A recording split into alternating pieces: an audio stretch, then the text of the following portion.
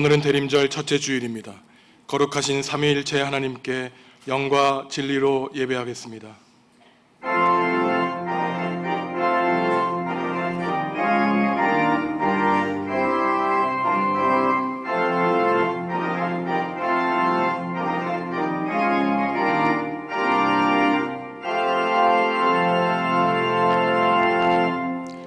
하나님, 지난 한 주간 동안도 권능의 날개 아래 우리를 품어주시고 보호하여 주신 은혜에 감사를 드립니다. 예수님이 사람의 몸을 입고 이 땅에 오신 성탄절을 기다리며 준비하는 대림절 첫째 주일을 보내게 하시니 감사합니다. 하늘 보좌를 버리시고 낮은 곳에 임하신 주님께 감사와 찬송과 영광을 올려드리오니 우리의 예배를 기쁘게 받아 주옵소서. 예수님의 이름으로 기원하옵나이다. 아멘. 하늘에 계신 우리 아버지, 아버지의 이름을 거룩하게 하시며 아버지의 나라가 오게 하시며 아버지의 뜻이 하늘에서와 같이 땅에서도 이루어지게 하소서. 오늘 우리에게 일용할 양식을 주시고 우리가 우리에게 잘못한 사람을 용서하여 준 것 같이 우리 죄를 용서하여 주시고 우리를 시험에 빠지지 않게 하시고 악에서 구하소서. 나라와 권능과 영광이 영원히 아버지의 것입니다. 아멘.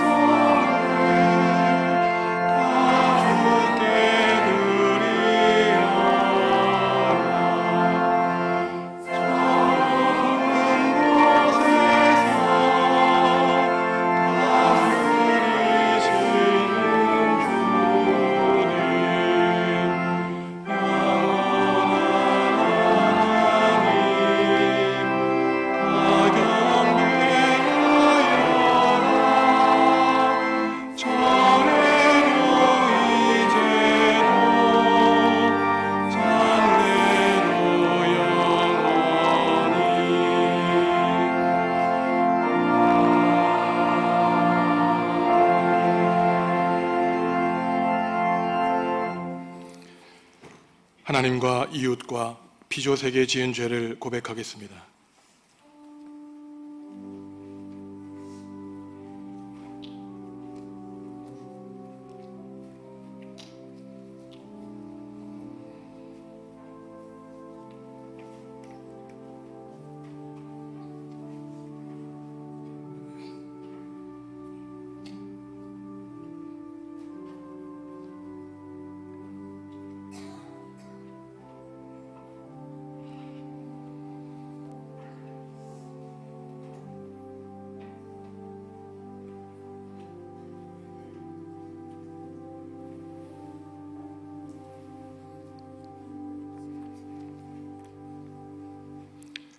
하나님이 우리에게 주시는 용서의 말씀입니다. 그런즉 누구든지 그리스도 안에 있으면 새로운 피조물이라. 이전 것은 지나갔으니 보라 새 것이 되었도다. 아멘. 나는 전능하신 아버지 하나님 천지의 창조주를 믿습니다. 나는 그의 유일하신 아들 우리 주 예수 그리스도를 믿습니다. 그는 성령으로 잉태되어 동정녀 마리아에게서 나시고 본디오 빌라도에게 고난을 받아 십자가에 못 박혀 죽으시고 장사된 지 사흘 만에 죽은 자 가운데서 다시 살아나셨으며 하늘에 오르시어 전능하신 아버지 하나님 우편에 앉아 계시다가 거기로부터 살아있는 자와 죽은 자를 심판하러 오십니다. 나는 성령을 믿으며 거룩한 공교회와 성도의 교제와 죄를 용서받는 것과 몸의 부활과 영생을 믿습니다. 아멘. 성문으로 나아가라 나아가라 백성이 올 길을 닦으라.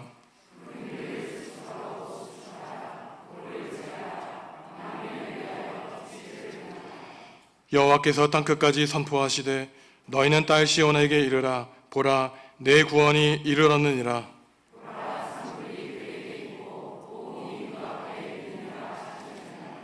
사람들이 너를 일컬어 거룩한 백성이라 여호와께서 구속하신 자라 하겠고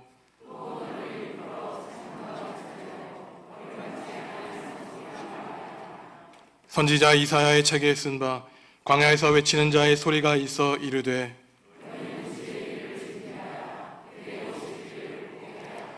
모든 골짜기가 메워지고 모든 산과 작은 산이 낮아지고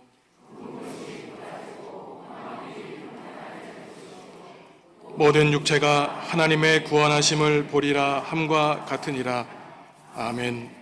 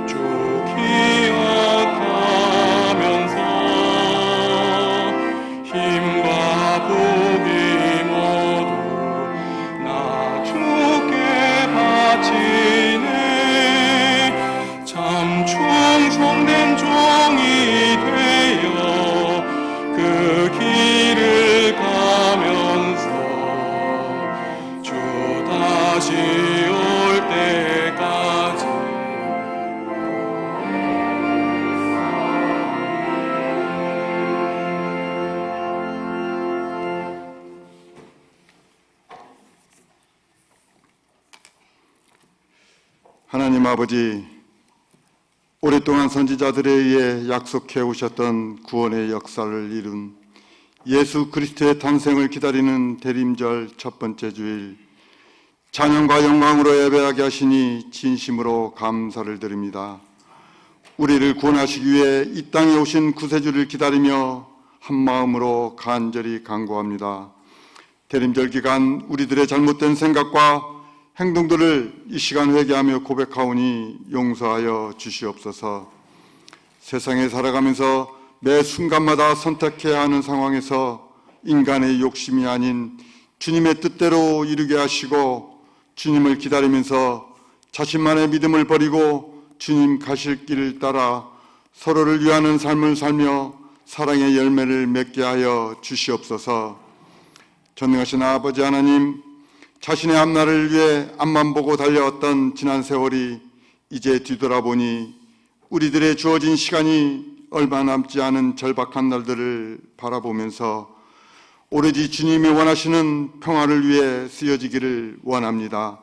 세상 것에 집착하지 않고 주님의 뜻 헤아리며 사명 잘 감당하게 하시고 나보다 더 어려운 이웃을 돌보며 함께 살아가는 아름다운 모습이 보여지게 하여 주시옵소서. 전쟁과 기아의 아픔으로 수많은 생명들이 아무런 이유 없이 죽어가는 서글픈 세상을 바꿀 수 있는 작은 촛불이라도 되게 하여 주시옵소서. 이 나라의 민족을 지키시는 하나님 아버지, 아무랬던 일제강점기를 넘기고 6.25의 처절한 동족상전의 전쟁 폐허 속에서 이 나라의 민족을 위해 예수님의 복음으로 교회는 양적인 커다란 성과를 거두었으나 오늘날 사탄들의 무리들이 넘쳐나는 혼돈 속에 스스로 구원자라 헛된 메시지를 전하는 세력들이 세상을 어지르고 있습니다. 한국교회의 위기 속에 하나님의 뜻을 깨닫고 회개하고 복음의 본질로 되돌아가는 교회로 하나님을 바로 알게 하시고 재부흥의 은혜를 주시옵소서. 급속한 인구 감소로 인해 교회가 사라지는 위기의 시대가 오고 있으며 무신론자와 이단의 숫자가 기성교회 숫자보다 늘어날 수 있다는 우울한 소식이 전해지는 이 어려운 시기에 주님께서 성령의 은사를 부어주신 김선종 담임 목사님을 보내주시어 오순절 다락방 같은 정읍중앙교회가 되게 하여 주시옵소서. 다음 세대를 위해 새롭게 변화될 수 있도록 성령의 목자 되신 목사님을 믿고 따르는 은혜의 역사가 있게 하여 주시옵소서. 하나님 아버지, 하나님의 교회를 위해 헌신하신 항존직 은퇴식과 임직식이 있습니다. 함께하여 주시옵소서. 바울은 디모데에게 교회를 잘 세우기 위해 좋은 하나님의 일꾼을 세우라 하셨으며 주님께서는 직분을 귀히 여기고 죽도록 충성하면 생명의 면류관을 주신다 했으니 말씀에 순종하게 하시옵소서. 하나님, 이 시간 단위에 서신 주의 종에게 크신 은사를 주시어 사랑이 메마른 세상을 향해 광야에 외치는 자의 소리가 되어 큰 은혜 주실 줄 믿사오며 예수 그리스도의 이름으로 기도합니다. 아멘.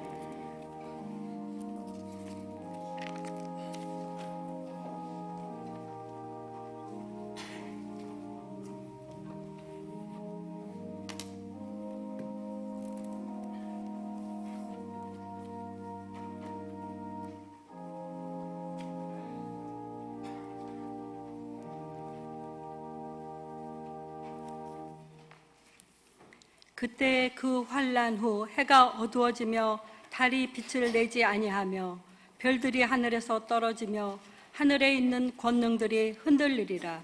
그때 인자가 구름을 타고 그 큰 권능과 영광으로 오는 것을 사람들이 보리라. 또 그때 그가 천사들을 보내어 자기가 택하신 자들을 땅 끝으로부터 하늘 끝까지 사방에서 모으리라. 무화과 나무의 비유를 배우라. 그 가지가 연하여지고 잎사귀를 내며 여름이 가까운 줄 아나니 이와 같이 너희가 이런 일이 일어나는 것을 보거든 인자가 가까이 곧 문 앞에 이른 줄 알라. 내가 진실로 너희에게 말하노니 이 세대가 지나가기 전에 이 일이 다 일어나리라. 천지는 없어지겠으나 내 말은 없어지지 아니하리라.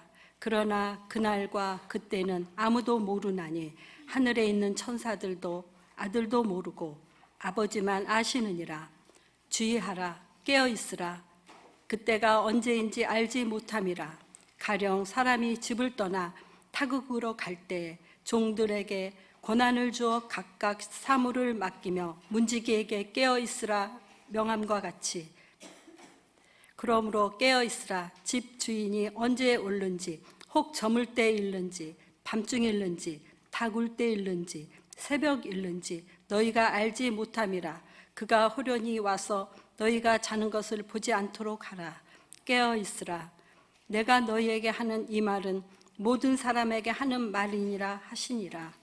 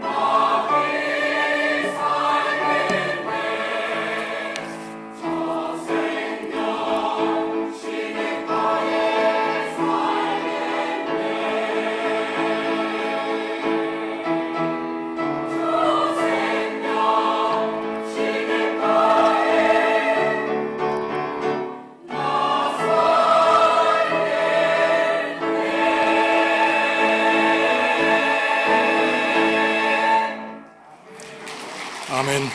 호산나 찬양대의 찬양 감사합니다. 어젯밤에 좋은 꿈을 꾸셨습니까? 아니면은 악몽을 꾸셨습니까?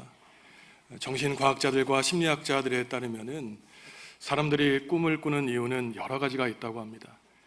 자기가 깊이 바라는 바가 꿈에 나타나기도 하고, 반대로 자기는 몰랐지만 자기를 힘겹게 하고 억누르는 것들이 가위 눌림처럼 꿈으로 반영되기도 합니다. 수십 년 동안 만나지 않았던 친구가 꿈에 나타나기도 하죠.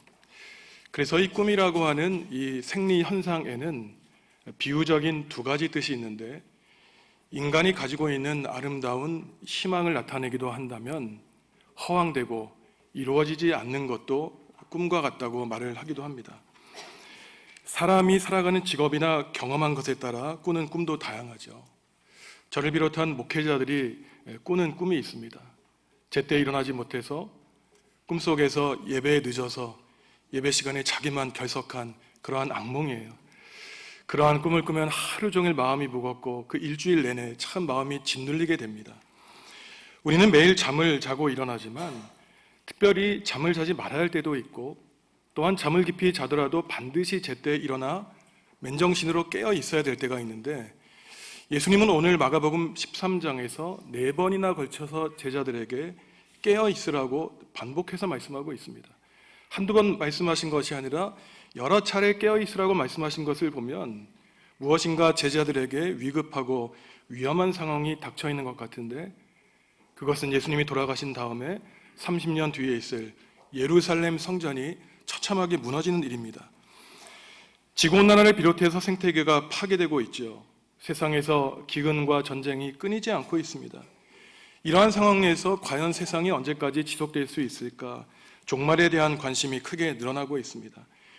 굳이 종말에 대한 가르침을 신앙적으로 말하지 않더라도 최근에 기후학자들과 환경론자들은 앞으로 지구의 생명이 얼마나 남아있을까 참 우려하며 부정적으로 바라보고 있습니다. 수천 년 전 기록된 구약 성경을 보면 세상에서 벌어지는 기근과 전쟁은 바로 하나님의 심판을 나타내는 종말의 징조라고 말하고 있습니다.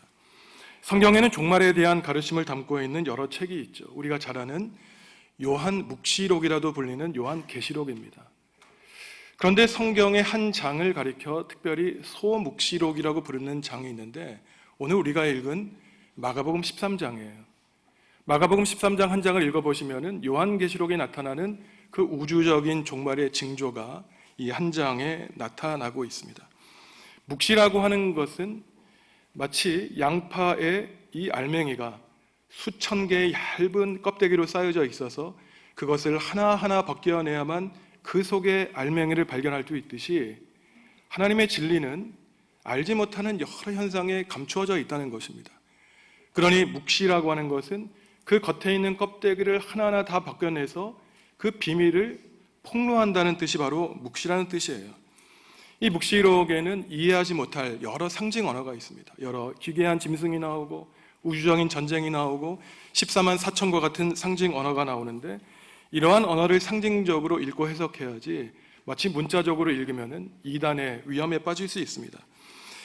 먼저 예수님은 종말의 징조에 대해 말씀하시는데, 해가 어두워지고 달이 빛을 잃고 수많은 별들이 하늘에서 떨어질 징조가 있다고 말씀하십니다. 이러한 자연적인 징조는 사실 예수님이 처음 말씀하신 것이 아니라 구약 성경에 여러 번 나타나고 있어요. 해가 어두워지고 달이 빛을 잃고 별들이 떨어지는 것은 유대 민족이 멸망할 것을 암시적으로 나타냈습니다. 그리고 에돔이 멸망할 것을 뜻하는 데 사용된 비유적인 표현이었어요.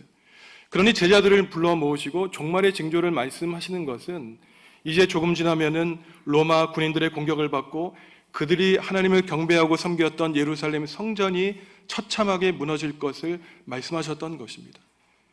지금 우리 교회 벽돌이 하나도 남지 않고 폐허가 된다면 하나님이 우리에게 어떠한 뜻을 주시는 것이겠습니까? 실제로 이런 일이 있었죠. 일제시대에 그리스도인들이 일본 제국주의에 맞서 항일운동을 벌이자 일본 군인들이 제암리 교회에 성도들을 가두어 놓고 문을 잠그고 불을 태워 학살한 안타까운 경험을 우리는 기억하고 있습니다. 그야말로 악이 온 세상에 창궐하여 교회 안에 지성소까지 다다르게 된 것이죠. 예수님은 구약성경 다니엘에 나오는 인자가 구름을 타고 권능과 영광으로 오는 것을 사람들이 볼 것이라고 얘기하시는데, 구름을 타시는 것은 예수님이 이 우주 만물을 다스리시는 창조주 하나님, 심판주이심을 비유적으로 나타내는 것입니다. 하지만 예수님이 이 땅에 다시 오실 때 예수님을 믿는 사람들은 두려워할 필요가 없습니다. 하나님을 무시하고 하나님께 저항한 사람들은 하나님께 심판의 날일 것이지만, 예수님의 재림의 날은 하나님 곁에 신실하게 붙어있던 사람들에게는 우리를 석박하는 어려움에서의 구원을 뜻하기 때문입니다. 오늘 말씀을 보면 예수님이 이 땅에 다시 오시는 이유가 있어요. 그것은 단지 심판하시기 위한 것이 아니라 전 세계에 흩어진 사람들을 하나님의 품으로 모으시기 위함이라고 예수님은 목적을 말씀하고 있습니다. 27절 말씀 한 목소리로 읽습니다. 또 그때에 그가 천사들을 보내어 자기가 택하신 자들을 땅 끝으로부터 하늘 끝까지 사방에서 모으리라. 아멘. 성도 여러분은 예수님이 선택하신 사람들입니다. 그러니 힘들고 어려워 우리의 삶이 찢어지고 우리의 가정에 문제가 있고 삶의 고단함으로 피곤해할 때 예수님을 기다리라는 거예요. 예수님이 우리 안에 찾아오셔서 우리를 다시 하나님의 품으로 모아 주신다는 것입니다. 상처 입은 사람, 길 잃어 방황하는 사람, 그 사람들을 다시 주님의 품으로 모으시기 위해 이 낮은 땅에 다시 오십니다. 우리 마음에 성령님을 보내주세요. 나는 무능하고 실패한 사람이라고 좌절할 때 아니다. 너는 성령님의 감동을 받고 새 출발할 수 있는 사람이라고 우리의 귀에 속삭여 주십니다. 그러니 우리는 예수님의 재림을 공포와 두려움과 떨림 가운데 기다리는 것이 아니라 기쁨과 소망 가운데 기다려야 되는 것이죠. 나의 두려운 마음, 내 흔들리는 인생, 문제로 가득한 가정에 주님 찾아와 달라고 간절하게 대림절 사주를 우리는 보내야 되는 것입니다. 계속해서 예수님은 무화과 나무 비유와 먼 길을 떠나는 주인과 그 가정을 맡긴 문지기의 비유를 통해서 종말에 대한 가르침을 주십니다. 종말은 비록 예고 없이 오고 그날과 그때는 아무도 알 수 없다고 말씀하셨지만 그래도 징조를 우리에게 보여주신다는 것입니다. 나무를 보라는 것이에요. 무화과 나무 가지가 부드러워지고 이파리가 돋아나면 여름이 가까울 줄 알아차리듯이 종말에 나타날 징조가 분명히 있다는 것입니다. 예수님은 우리가 감히 상상할 수 없는 그 종말의 징조를 이스라엘 백성들이 너무나 흔하게 보았던 포도나무와 올리브나무와 비롯해서 가장 대표적인 무화과 나무의 비유를 들어주셨습니다. 이것은 기독교 영성의 특징을 알려주는 것이에요. 기독교 영성의 특징은 마치 이 세상의 현실과 일상을 초탈한 우리가 결코 이 삶에서 경험할 수 없는 신비로운 영성이 아닙니다. 물론 이 삶을 초월하는 신비는 있죠. 하지만 어떤 사람에게 주어진 하루 24시간 가운데 일상에서 밥 먹고 청소하고 직장일을 하는 일상을 무시하고 오직 신비만 쫓아 나선다면 그 사람의 인생은 정상적이지 않을 것입니다. 예수님은 무화과 나무를 보라 그러셨어요. 우리 마당에 있는 이파리 있는 나무를 보라는 것입니다. 그것은 무슨 기독교의 영성을 알려줄까요? 신비한 경험만 하게 하셔서 일상의 의미를 무시하게 하신 것이 아닙니다. 우리가 일상에서 보는 숟가락, 젓가락, 밥그릇을 통해서도 우리의 삶의 징조를 알 수 있다는 것이에요. 우리의 크고 작은 일상에서 우리의 삶에 주어지는 하나님의 징조를 발견하라는 것입니다. 이 시대를 살아가며 우리는 어떠한 종말의 징조를 봅니까? 끔찍한 전쟁의 징조를 보죠. 기근과 재앙으로 수많은 사람들이 어린 생명을 잃어가고 있습니다. 코로나와 미세먼지와 같은 이러한 단어들이 생겨나게 되었죠. 결국 이러한 현상은 이 세상의 끝을 향해 달려가고 있는 현실을 보여주고 있습니다. 문제는 우리가 이러한 징조를 인정하지만 그 징조를 해결하기 위해 노력하지 않는다는 것이죠. 신앙인이 할 수 있는 것은 전쟁이 있는 곳에 평화가 임할 수 있도록 생태계 보존을 위하여 삶에서 실천하겠다고 다짐하는 것입니다. 개인의 인생에 있는 징조도 민감하게 분별하며 살아야 되는 것이죠. 감사를 잃어버리는 일상, 하나님의 은혜를 잊어버리는 삶은 신앙적으로 그 인생에 너무나 위험한 징조입니다. 예수님이 분명히 말씀하셨죠. 우리의 몸이 살아있어야만 살아있는 것이 아니라 우리의 영혼과 몸이 감사와 은혜로 건강하게 살아있어야 우리는 살아있다고 말씀하셨습니다. 감사와 찬양과 말씀과 기도로 깨어 있어야 되는 것이죠. 그렇지 않으면 아무리 몸이 건강해도 죽은 것이나 다름없습니다. 여러분의 무화과 나무는 어떻습니까? 잎이 말랐습니까? 풍성합니까? 여러분의 말씀과 기도 생활은 어떻습니까? 여러분의 생명의 풍성함과 죽어감의 그 징조를 스스로 발견하시고 하나님 앞에 깨어 있어야 되는 것이죠. 마지막으로 종말에 대한 말씀과 삶의 구체적인 적용과 가르침이 나옵니다. 예수님은 이처럼 종말의 징조 가운데 그렇다면 우리가 어떻게 이 어려운 시대를 살아가야 되는가? 하나님의 말씀 안에 예수 그리스도의 선포 가운데 든든히 서가라고 말씀하고 있습니다. 하늘과 땅이 사라지더라도 예수 그리스도의 말씀만은 영원할 것이라고 말씀하고 계세요. 31절 천지는 없어지겠으나 내 말은 없어지지 아니하리라. 이 말씀은 예수님보다 800년 전에 유다에서 활동했던 예언자 이사야가 선포했던 것입니다. 이사야 40장 7절과 8절 말씀 우리에게 주시는 말씀으로 함께 읽습니다. 풀은 마르고 꽃이 시들면 여호와의 기운이 풀은 마르고 꽃은 우리 하나님의 말씀은 영원히 서리라 하라. 아멘. 아무리 즐겨 보여도 풀은 마른다는 것이죠. 1년생이든 단년생이든 영원하지 않습니다. 아무리 화려하고 아름다워 보여도 꽃은 시들어 버린다는 것이에요. 하나님의 입술의 기운이 한 번 불어버리면 풀과 꽃이 마르고 시들어 버린다는 것입니다. 사람이 아무리 지금 건강해도 언젠가 연약해지고 삶을 마치게 되어 있죠. 얼마 전에 가족들은 다 타지에 있고 홀로 어머니를 모셔서 교회 연락이 와서 그 임종 기도를 좀 부탁받아서 제가 기도드리고 온 적이 있습니다.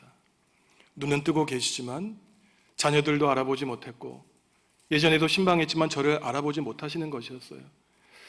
저는 참 마음이 아팠지만 그러한 우리 교우의 모습에서 저의 미래를 바라보았습니다. 내 마지막 때에도 이러한 모습이겠지. 하지만 하나님이 저에게 그 교우에게 이러한 말씀을 주셨어요. 풀은 마르고 꽃은 시들지만 하나님의 말씀은 영원히 서리라. 삶의 시작이 있다면 마지막도 하나님이 우리에게 주신 창조 질서입니다. 죽음마저 예수님과 하나님과의 우리의 관계를 끌어버릴 수 없는 것이죠. 예수님의 선포와 가르침, 하나님의 말씀은 제자된 우리가 든든히 서야 될 우리의 인생의 기초와 반석인 것이죠. 아무리 세상이 흔들리고 세상이 어두움으로 가득 차고 변화해도 변하지 않는 영원한 것, 우리가 믿고 따를 수 있는 것이 있는데 그것은 영원하신 하나님의 말씀입니다. 하나님의 말씀을 믿고 의지하며 우리는 종말의 삶을 살아야 되는 것이죠. 인생이 영원할 것처럼 믿고 살아가는 어리석은 사람들이 있습니다. 오늘 마가복음 13장과 같은 내용이지만 마태복음 24장에는 마가복음 13장에 없는 예시가 있어요. 마태복음은 노아 홍수 때의 사람들의 이야기를 전하고 있습니다. 매일매일 일상이 뜨거운 태양으로 쨍쨍 내려졌죠. 하지만 하나님은 은혜를 받은 노아 의로운 하나님의 일꾼을 찾아오십니다. 세상이 악으로 가득 찼으니 물로 사람과 짐승을 다 쓸어버리시겠다는 것이에요. 사람들이 웃고 비웃었습니다. 장가가고 시집가고 먹고 마시고 이 세상이 언제 끊어질까 전혀 하나님의 말씀에 두려워하지 않고 자기 멋대로 살았지만 손가락질에도 노아는 하루하루 매일매일 방주를 준비하고 있었습니다. 하나님이 말씀하신 그때가 정확히 언제 올지 모르지만 하나님의 말씀을 주의 깊게 듣고 마음에 간직하며 방주를 준비했던 것이죠. 이와 같이 세상 사람들 가운데에는 종말의 징조를 파악하여 준비하고 사는 사람이 있는가 하면 그 징조를 일거리지 못하여 심판대 물에 휩쓸려 쓰러져 가는 사람들이 있습니다. 문제는 징조는 말씀하셨지만 그날과 그때에는 예수님이 아무도 모른다고 말씀하셨다는 사실에 있습니다. 아버지이신 하나님만 아신다는 것이에요. 어떠한 과학적인 방법으로도 심지어 성경 말씀을 통해서도 그 날을 예측할 수 없습니다. 그러니 세상의 종말의 그 정확한 날을 안다고 주장하는 시한부 종말론자들의 유혹에 넘어가면 안 되는 것이죠. 이들은 예수님이 알려주시지 않은 것을 안다고 예언하고 예수님도 우리에게 비밀을 폭로하지 않은 그 비밀을 자신들만 간직하고 있다고 주장하고 있습니다. 그러면서 연약한 사람들을 미혹하죠. 당신 이 숫자에 들었느냐? 가정을 떠나고 자기들의 종교 처소에 오라고 하면서 가정을 파괴하고 사회를 혼란시킵니다.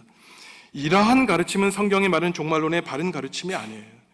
성경이 말하는 묵시론과 종말론의 가르침은 세상의 끝이 있으니 세상 등지고 포기하고 살라는 것이 아닙니다. 우리 인생과 우주의 끝이 있으니 오늘 주어진 삶에 최선을 다하여 그 어느 때보다 행복하고 성실하게 값지게 농도 있게 살라는 것이에요. 무서움과 공포에 휩싸여 살지 말라고 합니다. 오히려 현실의 그 종말의 어두움을 믿음의 눈을 가지고 이겨내고 아무리 우리를 힘겹게 하는 사탄의 세력이 우리를 억누를지라도 하늘을 바라보며 하늘에서 내려오는 그 소망의 빛을 우리의 마음속에 품고 살아가라는 것이 종말의 가르침이에요.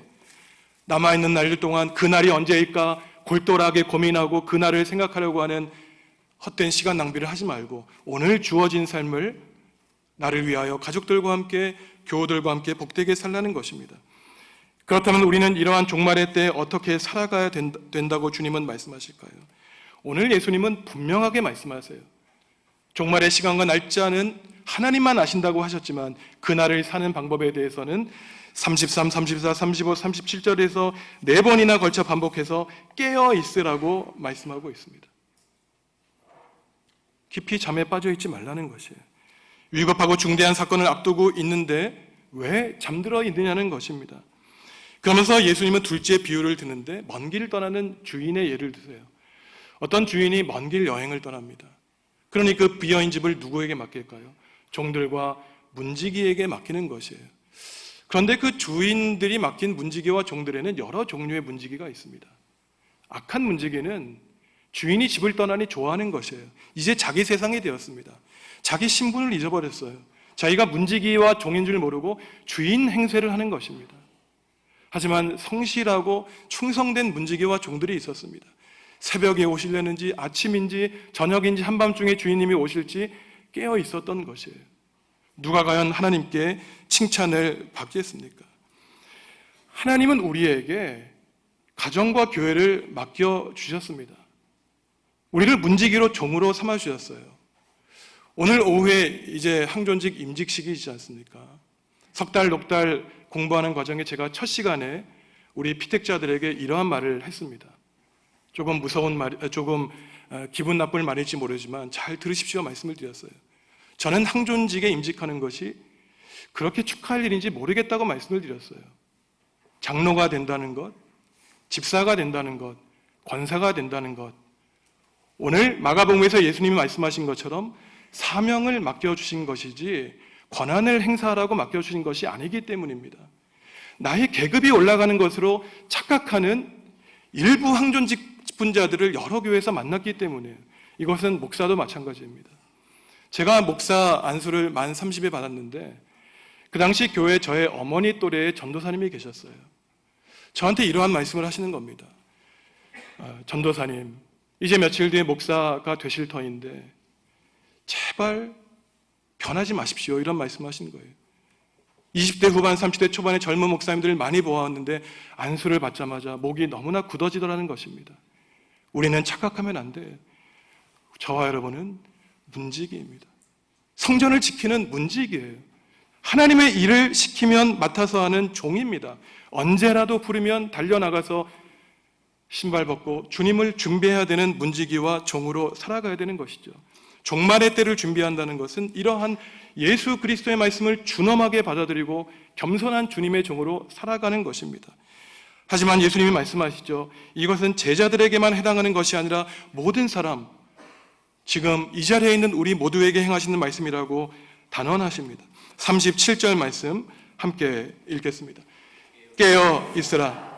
내가 너희에게 하는 이 말은 모든 사람에게 하는 말이니라 하시니라. 아멘. 우리가 누가 되어야 됩니까? 문지기가 되어야 돼요. 종으로 깨어 있어야 됩니다. 영적인 둔감함과 게으름을 떨쳐버리고 깨어 있어야 돼요. 예수님은 주인이세요. 우리를 신뢰하셨기에 우리에게 교회를 맡겨주시고 먼 길을 떠나주셨습니다. 우리에게 가정을 맡겨주셨죠. 부모와 남편과 아내가 자녀들을 위해서 기도해야 되는데 눈 감고 자고 있으면 어떻게 될까요? 자녀가 부모님께 와서 흔들어 일어나라고, 아빠 엄마 일어나라고 하면 그 가정이 어떻게 되겠습니까? 재직들은 하나님의 나라의 일을 우리에게 맡겨주셨죠. 사명과 소명을 맡겨주셨습니다. 할 일이 얼마나 많습니까? 내년도에 각 기관과 부서에서 일꾼들을 하나님이 찾고 계시는데 문지기와 종이 없다면 우리 교회의 미래가 어떻게 될지 우리는 누구나 잘 알 수 있는 것입니다. 마지막 때가 과연 우리가 알지 못한 그 막연한 미래에 있을까요? 아닙니다. 나에게 지금이 이 세상에서의 가장 괴로운 시간이라면 바로 나에게는 종말이에요. 이 괴로운 인생을 살아가며 그 종말의 시간을 끝장내주고 나에게 구원과 도우심의 손길을 참고 기다리는 일은 쉽지가 않습니다. 참고 견디는 일 참 괴로운 일이죠. 하지만 깨어 있어야 시대를 알 수 있습니다. 내 인생이 지금 어디에 처해 있는지 깨어 있어야만 아는 것이에요. 그날이 언제인지 아무도 몰라 깨어 있어야 됩니다. 해야 할 일이 무엇인지 파악하기 위해 우리는 잠에서 깨어 일어나야 되는 것이에요. 종말을 향해 가는 인류는 종말을 염두에 둔 새로운 삶의 방식을 가져야 되는데, 그것은 예수님이 알려주신 방법, 깨어 기도하고 말씀을 묵상하는 것입니다. 오늘은 예수님의 탄생을 기리고 다시 오실 날을 기다리는 대림절 첫째 주일입니다. 제가 여러 번 반복해서 이 교회력을 강조하는 이유가 있어요. 그것은 종교적인 지식을 깨닫게 하기 위한 것이 아닙니다. 우리의 삶을 위한 것이에요. 나의 아주 구체적인 개인의 삶을 누구의 사이클에 맞추라는 겁니까? 예수님의 사이클에 맞추라는 거예요. 내 인생에 출발이 초라했다면 마구간에 오신 예수님의 삶을 생각해 보라는 것입니다. 지금 내 삶에 죽음의 고통이 있다면 십자가에서 피와 땀과 물을 흘리신 예수님을 생각하라는 거예요. 하지만 그 십자가의 고난을 이겨내시고 부활하신 예수님을 내가 소망한다면 내가 나가는 수모와 모진 고난, 예수님 앞에서는 아무것도 아니라는 사실을 우리는 깨닫게 되는 것입니다. 신앙의 달력의 새해를 맞이하면서 우리는 함께 지난 날을 되돌아보면 좋겠습니다. 성도 여러분, 2023년 한 해 동안 신앙의 아름다운 결실을 맺으셨습니까? 아니면 조금 신앙적으로 보람없는 시간을 보내셨나요? 삶의 어려움과 가정에 힘든 일이 있을 때 믿음으로 참고 견디며 이겨내셨습니까? 아니면 내 신앙이 연약해져서 괴로움에 무릎 꿇으신 적이 많지는 않으십니까? 지금 성령 안에 깨어 있습니까? 아니면 어떻게 되겠지라고 하면서 깊은 잠에 빠져 있지는 않습니까? 오늘 예수님은 우리에게 여러 번 안타까운 마음으로 반복해서 말씀하세요. 깨어 있으라고 말씀하십니다. 성도 여러분, 일어나십시오. 영적으로 깨어 있으시기 바랍니다. 주위에 잠들어 있는 분들을 마구마구 흔들어 함께 깨우셔야 돼요. 예수님은 높고 높은 곳에서 낮고 천한 이 땅에 오셨습니다. 괴로운 우리 인생에 찾아오셨어요. 힘들고 어려울 때 한숨 쉬어봤자 해결되지 않습니다. 그때 기도하세요. 예수님, 성령님을 내 마음에 보내주십시오. 힘듭니다. 하지만 하나님만 저와 함께 동행해 주신다면 저는 참고 견디며 이겨낼 수 있습니다. 고통받고 신음하는 백성을 주님이 찾아오셨죠. 흩어진 사람들을 사방에서 하나님 품으로 모으기 위해 예수님은 이 땅에 찾아오셨습니다. 주님을 기다리며 살아가시기 바랍니다. 성도 여러분의 삶과 여러분의 가정에 주님이 친히 찾아와 주시기를 간절히 바랍니다.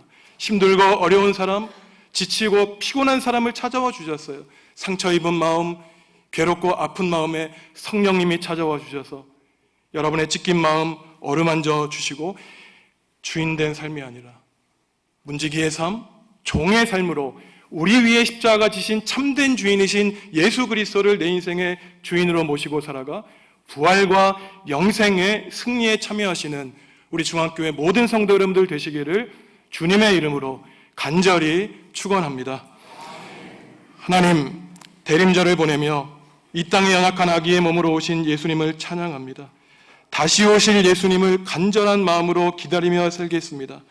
어두운 시대를 살아가며 기도하며 깨어있도록 성령으로 충만한 삶을 살게 하여 주시옵소서. 예수님의 이름으로 기도합니다. 아멘.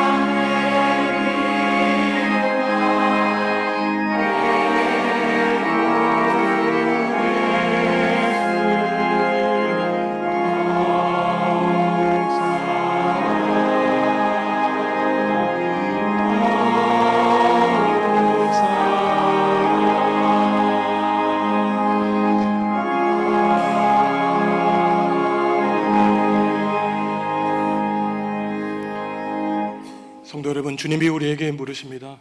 내가 누구를 보낼까? 누가 우리를 대신하여 갈 것인가?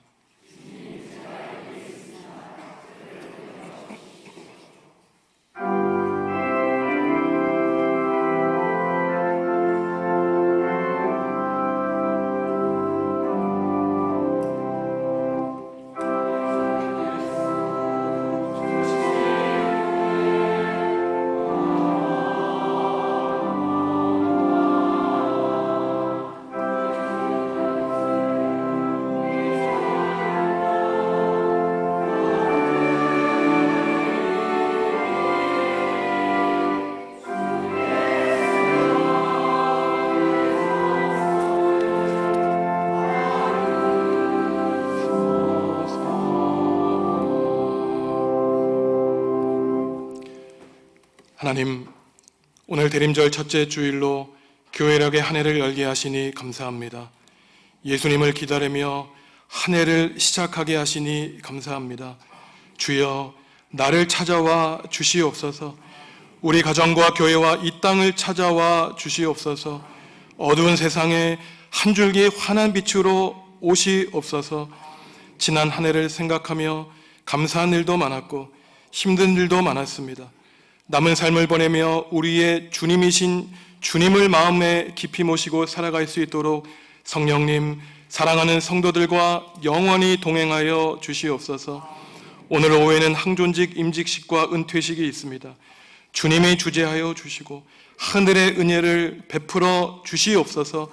교회 직분은 누리는 자리가 아니라 섬기는 자리오니 우리 모두가 섬김을 받으려 함이 아니라 섬기러 오신 주님의 십자가의 길을 따라가게 하여 주시옵소서. 하나님이 주인이신 교회, 성령이 역사하는 교회 되게 하여 주시옵소서. 슬픔을 당한 성도가 있습니다. 김하숙 집사님, 어머니를 여의고 슬픔 가운데 있습니다. 성령님이 위로하여 주시고 모든 가족이 예수님을 그리스도로 받아들여 천국의 소망을 누리게 하여 주시기를 원합니다.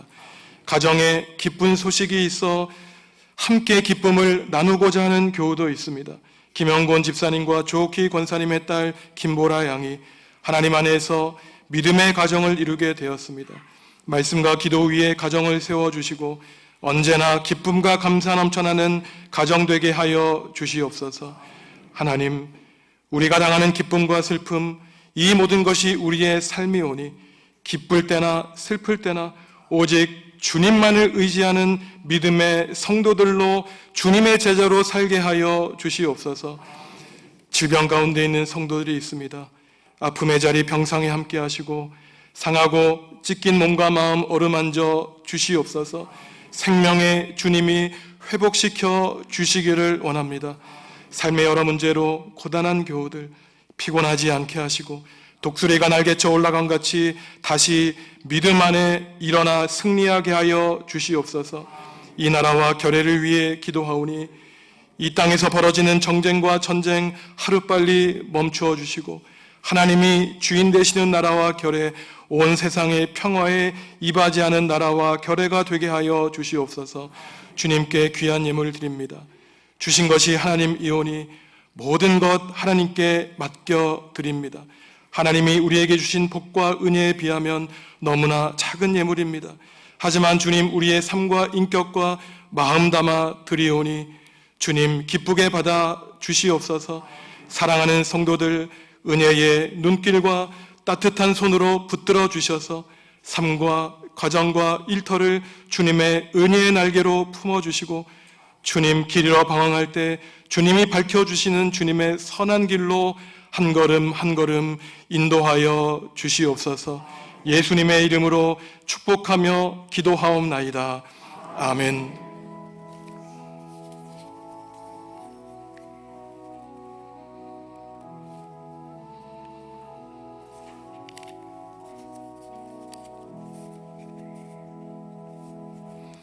주님의 평화가 성도 여러분과 함께 하시기를 바랍니다.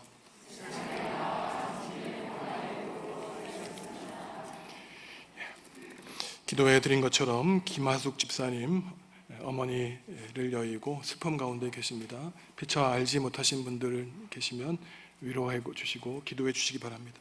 일부 예배 때 나오셔서 교우들에게 인사하셨습니다. 이번 주 토요일 오후 1시 전주에서 김영곤 집사님과 조옥희 권사님의 딸 김보라 양이 배우리 군과 한 가정을 이루게 되었습니다. 이들의 가정을 위해서 축복해 주시고 기도해 주시며 진정한 마음으로 축하해 주시기 바랍니다. 항존직 임직식과 은퇴식이 오늘 오후 3시에 이 자리에 있습니다. 단지 항존직으로 세워지고 또 은퇴하는 것만이 아니라 우리 재직들이 한자리에 모여서 항존직으로 임명받은 그날을 기억하시고 남은 생에 하나님 나라와 교회를 위해 헌신하겠다고 하는 그 첫 마음 다시금 되새기고 다시마는 축복과 은혜의 시간 될 수 있도록 많이 참여하셔서 함께 교회 큰 잔치 갖는 시간 될 수 있도록 이따가 3시에 다시 만나시겠습니다. 주보에 없는 광고 하나 드리는데요. 예산위원회가 이번 주 수요일 수요 기도회 후 있습니다. 찬양대 대장님과 교육부서 부장님들은 수요 예배 후에 예산위원회를 모시겠습니다. 일어나셔서 주님께 찬양하시겠습니다.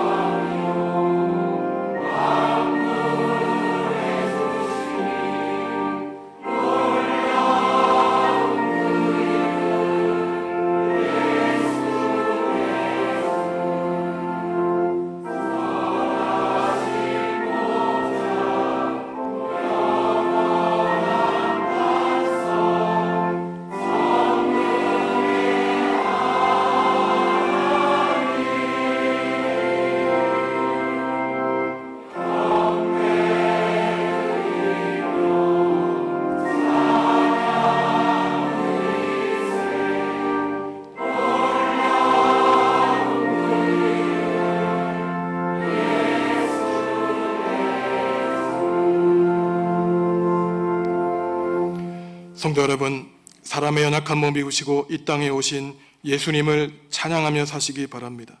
세상을 심판하고 우리를 구원하기 위해 다시 오실 예수님을 간절히 기다리며 사시기 바랍니다. 문 밖에 서서 우리의 마음문을 두드리시는 예수님을 초대하여 주님과 동행하며 살아가는 복을 누리시기 바랍니다. 이제는 예수 그리스도의 은혜와 하나님의 사랑과 성령님의 사귐이 깨어있으라는 예수님의 명령에 따라 늘 깨어 기도하며 말씀 가운데 하나님 나라와 이 세상의 문지기로 주님의 종으로 든든히 서가기로 다짐하는 성도들에게 지금부터 영원히 함께 하시기를 간절히 축원하옵나이다. 아멘.